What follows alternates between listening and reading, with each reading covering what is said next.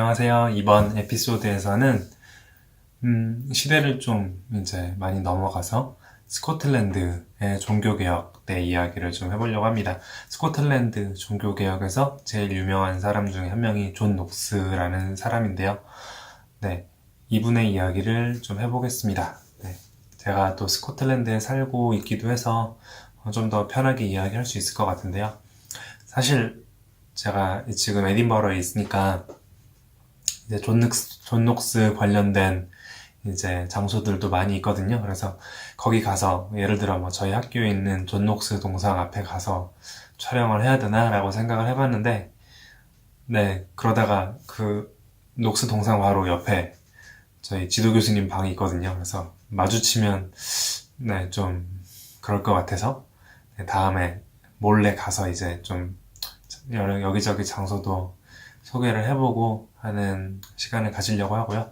오늘은 그냥 방에서 존 녹스에 대해서 이제 설명을 하려고 합니다. 간단하게 이제 다뤄보려고 하는데요. 1514년부터 1572년까지 약 한 59세 정도의, 우리나라 나이로 한 59세 정도 나이에 소천을 하셨고요. 본격적으로 이제 사역을 시작을 하게 된 사건이 어떤 사건이냐면, 당시 이제 그 스코틀랜드 종교개혁가이자 순교자로 유명한 사람 중에 한 분이 조지 위샤트라는 분이에요. 그분이 이제 세인트 앤드루스에서 비턴 추기경이라는 주교에게 이제 화형을 당하게 됩니다. 그러니까 종교개혁을 지지한 것 때문에 화형을 당하게 되고, 이것 때문에 이제 분노를 하게 된 개신교도들이 세인트 앤드루스 성으로 이제 쳐들어가서 그 추기경을 죽여요. 그 죽인 다음에 그 성 안에 갇혀서 포위가 됩니다.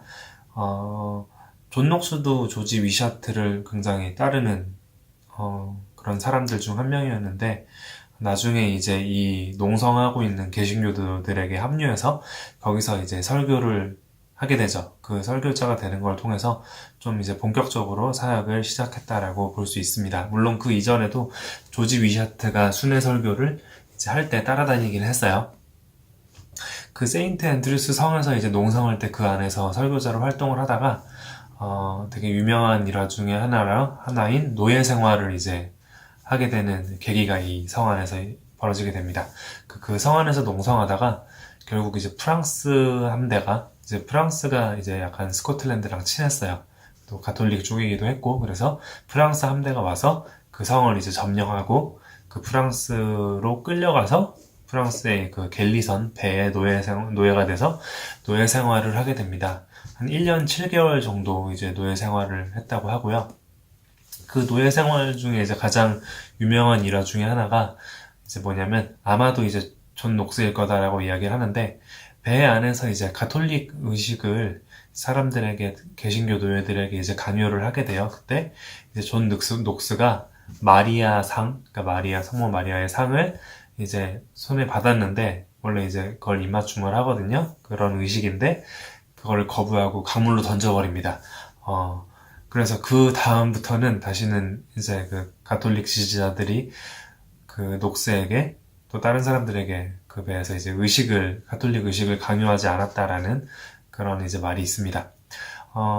이렇게 노예 생활을 1년 7개월 정도 하다가 스코틀랜드에서 구출해 주진 않았고, 잉글랜드 정부가 이제 당시 종교개혁 쪽을 지지하고 있었기 때문에 존 녹스와 다른 개신교 노예들을 구해줘서 거기서 이제 풀려나게 됩니다.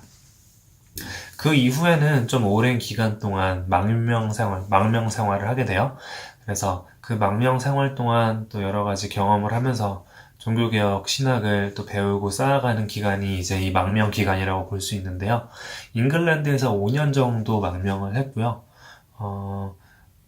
그러다가 이제 그 종교개혁을 지지하던 에드워즈 6세가 죽고, 피에 메리라고, 블러디 메리라고 불리는 그 여왕이 즉위하면서 이제 유럽 대륙으로 이제 도망을 가게 됩니다. 그러면서 이제 거기서 또 스위스 종교개혁 지도자들을 뭐 불린거나 뭐 비레나, 특히 이제 제네바에 가서 칼빈과 함께 있으면서 거기서 많은 것들을 배우게 됩니다. 녹스에 대해서 또 이야기할 것 중에 하나가 뭐냐면 이 제네바에 있을 때 있었던 일인데 뭐 그 이후에도 뭐 있었던 일이지만 나중에 이 제네바에서 녹스가 쓴 책과 그 이후에 이제 녹스와 그 스코틀랜드의 메리 여왕이 부딪힌 계속 이제 싸운 사건 때문에 어떤 사람은 이렇게 말을 했대요. 존 녹스가 기독교 전통에서, 그러니까 기독교 역사 내에서 가장 그 전통 내에서 여성 혐오가였던 사람 중에 한 명이다. 그러니까 최고의 여성 혐오가다라고 이제 어떤 블로거가 비판을 했다는 걸 구글에서 이제 구글링을 하다가 이제 본 적이 있는데요. 이제 그런 비난을 받는 이제 이유가 한 두 가지 정도 있는 것 같아요. 하나는 제네바에서 이제 망명하는 기간 중에 녹스가 쓴 책 중에 이런 책이 있습니다. 여성들의 기괴한 통치에 반대하는 첫 번째 나팔이라는 책을 제네바에서 이제 출간을 해요. 원래 당시 이제 이 책은 잉글랜드와 스코틀랜드에서 개신교를, 그러니까 종교개혁을 지지하는 사람들을 이제 박해를 했던 잉글랜드의 피에 메리 여왕과 스코틀랜드의 당시 섭정이었던 기즈의 메리, 둘 다 이름이 메리죠. 기즈의 메리의 딸 이름도 이제 스코틀랜드의 메리 여왕입니다. 다 메리인데, 그 여성들의 이제 어떤 박해하는 그런 통치를 비판하는 책이었어요. 근데 하필이면 참 공교롭게도 그 책을 출간한 그 해에 그 피에 메리 여왕이 죽고 그 뒤를 이어서 엘리자베스 여왕이 즉위를 하게 되죠. 그래서 엘리자베스 여왕은 사실 녹스가 비판하려고 했던 그 대상은 아니었는데 어쨌든 엘리자베스는 이것 때문에 녹스를 싫어하게 됩니다. 사실 이 책이 그 여성의 통치 자체를 반대하는 책이었어요. 그래서 칼빈이랑 얘기를 하면서 칼빈이 좀 말렸다고 합니다. 그래서 녹스가 쓰는 책을 이제 염려를 한 거죠. 그러면서 구약 성경을 봐도 이제 칼빈이 이렇게 얘기한 거예요. 구약 성경을 봐도 하나님이 특별한 섭리를 통해서 뭐 드보라 같은 여선지자가 있었잖아요. 특별한 섭리로 여성들이 이제 지도자로서 다스리게 하는 그런 예들이 이미 있지 않냐라고 이제 이야기를 했는데 사실 별로 먹히진 않았다고 해요. 엄밀히 말하면 사실 여성 혐오까지는 아니지만 뭐 어쨌든 여성 지도자를 거부한 거는 이제 맞다고 볼 수 있습니다. 하지만 당시에 이제 이 책을 쓰게 만들었던, 그러니까 녹스로 하여금 이 책을 쓰게 만들었던 시대적인 상황은 좀 염두에 둘 필요가 있었던 것 같아요. 녹스는 이제 잉글랜드와 스코틀랜드 두 곳 모두에서 있었던 사람이고 그곳에서 이제 여성들의 어떤 통치를 통해서 개신교가 어떻게 박해를 받고 있는지를 경험한 사람이기 때문에 그 경험이 이제 칼빈의 만류에도 불구하고 이런 책을 쓰게 만들지 않았나라는 건 좀 생각할 필요가 있는 것 같습니다. 그리고 이제 또 한 가지 그 여성에 대한 그런 핍박으로 비판을 받는 게 나중에 이제 종교개혁이 스코틀랜드에서 일어난 다음에 메리 여왕과 스코틀랜드의 메리 여왕과 충돌한 사건 때문인데요. 이것 때문에 사실 뭐 메리 여왕은 나중에 그 폐위가 되고 뭐 녹스 때문은 아니지만 어쨌든 폐위가 되고 그리고 이제 나중에 잉글랜드로 도망갔다가 거기서 처형을 당하게 되는데요. 그래서 이제 아무래도 그런 역사가 있기 때문에 스코틀랜드의 메리 여왕은 뭔가 좀 비운의 여인으로 인식되는 듯한 경향이 있고요. 실제로 약간 그런 것 같아요. 스코틀랜드에서 보면은 약간 제가 보기엔 관광 상품으로서의 뭔가 그런 효과도 있는 것 같아요. 뭐 그게 다는 아니겠지만. 하지만 어쨌든 그 메리와 그 비운의 여인인 메리와 싸우고 그 메리를 괴롭힌 녹스는 사실 그 나쁜 놈으로 인식이 되는 거죠. 최근에 그 스코틀랜드의 여왕 메리라는 제목의 영화도 나왔어요. 스코틀랜드에서 상영이 되고 있고 우리나라에서도 상영되고 이제 보셨다는 분들도 계시더라고요. 근데 거기서도 이제 존 녹스는 약간 여성의 통치에 대해서 되게 핍박하는 그런 사람으로 이제 나쁜 놈으로 약간 비춰진다라고 이야기를 해요. 어쨌든 뭐 그렇게 싸우긴 했는데 이거는 좀 더 이 책을 쓴 것보다 더 이해할 수 있는 게 이제 어쨌든 녹스는 당시 이제 굉장히 잘 나가던 잉글랜드 종교개혁이 잉글랜드 망명 생활할 때 그 잉글랜드에서 잘 나가던 종교개혁이 에드워즈 6세가 죽고 피에 메리가 그 뒤를 이어서 즉위를 한 것 때문에 종교개혁이 이제 말아먹는 것을 경험을 했거든요. 그래서 그거를 잉글랜드 내에서 목격을 하고 이제 도망을 친 사람입니다. 그러니까 그렇기 때문에 사실 메리 여왕을 대할 때 아무래도 그 경험이 많이 역할을 했을 거예요. 이거 뭔가 잘못하면 옛날처럼 똑같은 일이 반복될 수 있다라는 생각을 아마 이제 했겠죠. 그러니까 뭐 그런 것을 좀 이해해 줄 필요는 있는 것 같고요. 그리고 메리 여왕과 녹스의 싸움에서 어쨌든 메리 여왕은 여왕이죠. 여왕이니까 아무리 녹스가 지지하는 사람들이 많고 또 이제 개신교 그 귀족들이 녹스를 지지하는 게 있었다고 해도 그래도 녹스가 절대적인 우위에 있었던 게 절대 아니라는 것을 기억할 필요는 있는 것 같습니다. 어쨌든 뭐 그랬다라는 거를 이야기하고 싶었고요. 그리고 이제 제네바에서 이제 망명하고 있다가 나중에 스코틀랜드로 이제 복귀를 합니다. 당시 상황이 스코틀랜드 내에서는 종교개혁을 지지하는 이제 귀족들이 있었고요. 회중의 귀족들이라는 그런 명칭으로 이제 개신교를 지지하는 귀족들이 있었고, 그 반대로 섭정인 스코틀랜드 여왕 메리, 그러니까 스코틀랜드의 여왕 메리인 섭정 기즈의 메리, 복잡하죠? 기즈의 메리를 중심으로 한 가톨릭 진영과 이 개신교 귀족 진영이 이제 충돌을 하게 되고요. 그 충돌하는 상황에서 존 녹스가 돌아와서 굉장히 중요한 종교 개혁가로서 이제 역할을 하게 됩니다. 물론 그 이전에도 스코틀랜드에 몰래 이제 찾아갔었고요. 그 이후에도 이제 계속 돌아가고 싶어 했다라고 합니다. 이제 그 두 진영이 충돌하면서 나중에 이제 곧이어서 잉글랜드와 프랑스까지 이제 끼어들어서 되게 복잡한 구도의 이제 전쟁이 일어나고 있었는데, 그러다가 그 기즈의 메리라는 섭정이 갑작스럽게 죽게 돼요. 그 죽는 걸 통해서 이제 종교개혁을 따르는 진영이 최종적으로 이제 승리를 하게 됩니다. 그래서 종교개혁이 실제로 이제 그 어떻게 보면은 전쟁 속에서 이제 일어나게 된 거고요. 그리고 녹스는 이제 에딘버러에서 사역을 하게 됩니다.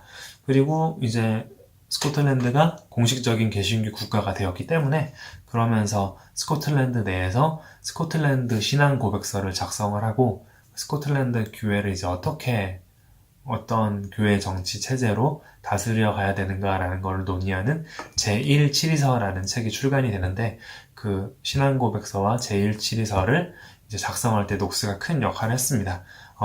존 녹스잖아요. 녹스의 이름이. 존 녹스를 포함한 6명의 이제 존이라는 이름을 가진 사람들이 모여서, 신기하죠? 6명의 존이라는 이름을 가진 사람들이 모여서 이 신앙 고백서와 그리고 제1치리서를 작성을 했다고 합니다. 물론 이제 안타깝게도 제1치리서 같은 경우는 이제 당시 이제 그 가톨릭 교회로 있었던 그 교회의 재산에 대한 그걸 재산을 어떻게 할 거냐라는 문제도 있기 때문에 그게 이제 귀족들의 이권과도 좀 연관이 있어요. 그래서 의회에서 통과가 되지는 이제 않았다라고 합니다. 나중에 이제 교회에서의 총회나 그런 데서 또 신분회의라는 회의가 있어요. 거기서 이제 좀 뭐 수정을 한 다음에 통과가 되긴 했는데, 어쨌든 의회에서는 승인을 받지 못했다라는 좀 안타까운 그런 기록이 있고요. 종교개혁이 일어난 다음에도 이제 방금 제가 말한 거에서 짐작하실 수는 있겠지만 계속 개혁해야 되는 과제들이 계속 있었어요. 그래서 녹스가 그냥 마음 편하게 이제 계속 사역을 할 수는 없는 상황이었습니다. 이제 왜냐면 당시에 이제 프랑스에 있던 그 스코틀랜드의 여왕 메리가 이제 돌아오게 돼요. 그래서 그 스코틀랜드로 돌아오면서 그 메리와 이제 좀 계속 부딪히게 되고요. 거의 이제 죽기 직전까지 계속 부딪히죠. 그리고 그것만이 아니라 스코틀랜드 내에서는 이제 종교개혁이 됐으니까 아예 그 종교개혁의 신학대로 교회를 이제 만들어 가야 된다라는 사람들도 있었지만, 그 반면에 잉글랜드에서처럼 이전에 남아있던 그 주교 제도를 그대로 이어가고 싶어하는 그런 지지자들이 있었어요. 그래서 그들과의 이제 충돌도 있었기 때문에 계속 개혁해야 될 과제는 계속 많이 남아있었고, 죽기 전까지 어떻게 보면은 이제 개혁의 과제들을 안고 있는 상태에서 사역을 했다라고 이제 생각할 수 있을 것 같아요. 물론 이제 종교개혁이 일어난 다음에 그렇게 이제 오래 사신 건 아니고 한 10년 정도 뒤에 이제 그 소천을 하게 됩니다. 1572년에 소천을 하시게 되고 그 전까지 이제 여왕 메리랑 이제 열심히 많이 충돌을 하게 되고 이제 최종적으로 여왕파에 대해서 이제 여왕파가 이제 완전히 패배하는 그 해 말에 이제 소천을 하게 됩니다. 네.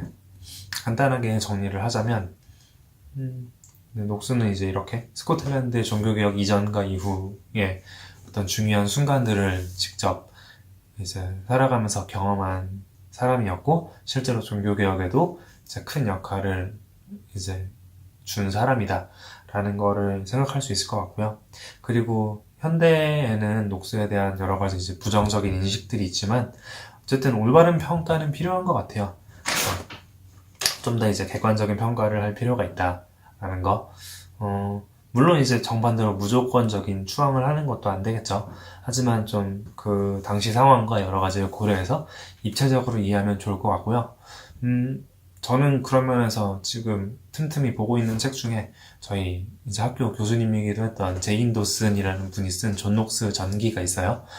그 책의 내용들을 보는데, 네, 뭐 되게 입체적으로 잘 어떻게 보면은 그동안 알지 못했던 존 녹스에 대한 이야기들을 이제 역사가의 입장으로서 잘 또 풀어내시는 것 같아요.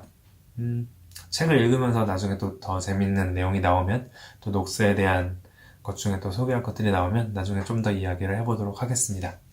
네, 오늘은 여기까지 다뤄보도록 할게요. 네, 다음에 또 봐요.